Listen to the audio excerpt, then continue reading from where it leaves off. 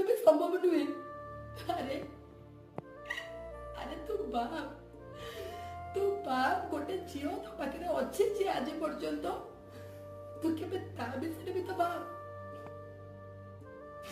आउ हो तू एटा भाबिबुनी जे मते तो पाखरु किछि पाइबार आशा अछि सेति पय मु तो आज सब कथा कहूछि नाई सूरज नाई बस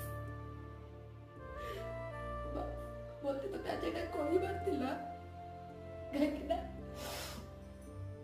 जदि बोलते तते न कही तांती तो वो सारा जीवन आउ केबे भी कहि पार नथांती।